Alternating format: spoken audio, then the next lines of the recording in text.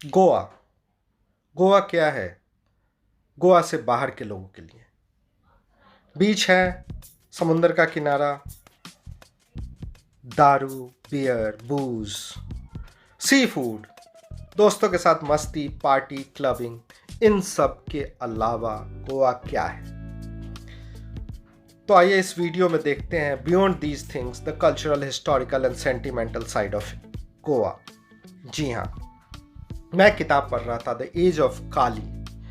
ये किताब लिखा है विलियम डैलिम्पल ने, जो एक स्कॉटिश राइटर हैं बट मोस्टली इंडिया के बारे में लिखते हैं। 1990s में इन्होंने एक्सटेंसिव रिपोर्टेज की थी इंडिया के बारे में और इंडिया के डिफरेंट पार्ट्स से।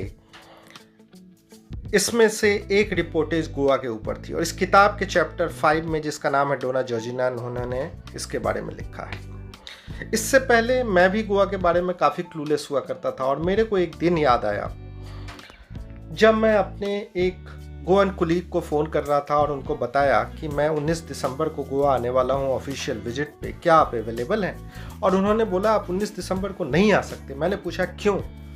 उन्होंने बोला ये पब्लिक हॉलीडे है। मैंने पूछा भाई 19 दिसंबर तो इंडिया में हॉलीडे नहीं है, क्यों है पब्लिक हॉलीडे? तो उन्होंने बताया 19 दिसंबर is the Goa liberation day and then ignorant me became more aware about Goa. जी हाँ, 1947 में गोवा आज़ाद नहीं हुआ था। हिस्ट्री में चलते हैं थोड़ा। 1498 की बात है। एक भाई साहब थे वास्को ड गामा। जी हाँ, नाम तो सुना होगा। तो ये भाई साहब निकले पुर्तगाल से और इन्होंने सी रूट डिस्कवर किया इंडिया तक का। फिर अपने पुर्तगीज मास्टर्स को जाके बताया कि इस रूट पे स्पाइस की ट्रेडिंग होती है जिस पे अरब्स का कब्जा है। पुर्तगाल ने अपना नेवल फोर्स इस्तेमाल किया और अरब्स के हाथ से इस रूट का कब्जा ले लिया। फिर गोवा के बंदरगाह पे कब्जा जमाया और धीरे धीरे इन्होंने पूरे गोवा के ऊपर कब्जा किया and in 1510 Goa became Portuguese colony. That is the Portuguese history of Goa. Let us come to modern times. So in 1928 doctor Tristao Braganza Cunha ने गोवा लिबरेशन मूवमेंट स्टार्ट किया। गोवा कांग्रेस कमेटी बनाई। इसका इंडियन नेशनल कांग्रेस से कुछ लेना देना नहीं था। हालांकि गोवा लिबरेशन मूवमेंट के लीडर्स और इंडिया फ्रीडम मूवमेंट के लीडर्स दोनों आपस में संपर्क में थे। ये पैरेलली स्ट्रगल चल रहा था और 1947 तक चलता रहा।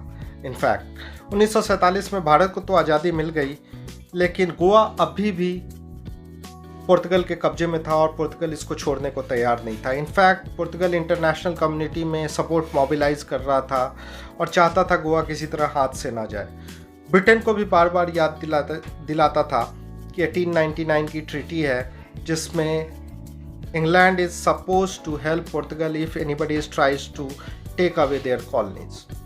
सो ये सब चल रहा था।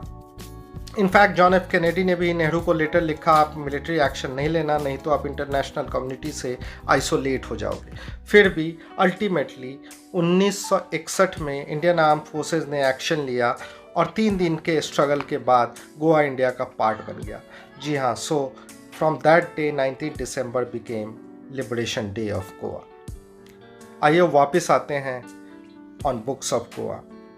गोवा से बहुत अच्छी अच्छी किताबें लिखी गई हैं और एक किताब जो गोवा के pre liberation history, cultural history and social history की बात करती है, वो किताब है sorrowing lies my land, written by Lambert Mascarenhas. ये किताब अभी कहीं भी अवेलेबल नहीं है। मैंने इसके एक्सर्प्ट्स पढ़े हैं, मौका मिले तो किसी लाइब्रेरी में पढ़ सकते हैं। दूसरी किताब इन रिसेंट टाइम्स काफ़ी इंटरेस्टिंग है, Goa daughter's story by Maria Couto. So this is available and you can read it. I'll recommend it as a must read. You can check out other books which are popular. अब आते हैं 3 बिल्कुल अलग बात गोवा के बारे में। जी हाँ, very interesting 3 things which I'll tell you about Goa in this video. Number 1, first printing press. जी हाँ, इंडिया का पहला प्रिंटिंग प्रेस गोवा में आया। जेजुइट मिशनरीज ने इसको लाया था 1576 में। दूसरी सबसे इंटरेस्टिंग बात क्या है? तो oldest running Portuguese language newspaper 1900 में इसको चालू किया गया था, अभी भी प्रिंट हो रहा है, हेराल्ड नाम का, और ये ओल्डेस्ट। अब आते हैं दोस्तों गोवा की सबसे बड़ी बात, और ये सबसे बड़ी बात क्या है? Oldest public library in the history of India. जी हाँ, in modern history of India. ये है गोवा स्टेट पब्लिक लाइब्रेरी। 1832 में 1832 में इसको इस्टाब्लिश किया गया था।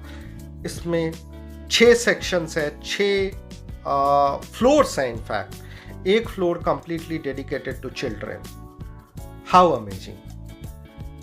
So have we seen Goa beyond the booze? Let us come back to this book, The Age of Kali. Yeah. So इस किताब में बहुत ही इंटरेस्टिंग कन्वर्सेशंस हैं, और एक कन्वर्सेशन, एक ऑब्जर्वेशन, एक पैराग्राफ है राइटर ने लिखा है और काफ़ी इंटरेस्टिंग है, जो मैं यहाँ उद्धृत करना चाहूँगा। गोवन लोग अपने आप को अलग कैसे समझते हैं? तो दे से that Goa is a cultured Mediterranean island, quite distinct from the rest of India. हम चपाती नहीं खाते, ब्रेड खाते हैं। हम चाय की दुकान पे नहीं जाते, हम तवाना में जाते हैं। और हमारा म्यूजिक सितार या शहनाई से नहीं आता, हमारा म्यूजिक आता है गिटार और फडू से। जी हाँ, तो ये सारी चीज़ें गोवा को अलग करती हैं और हमको इसको रिस्पेक्ट करना चाहिए जब भी हम गोवा को विजिट करते हैं। Thank you.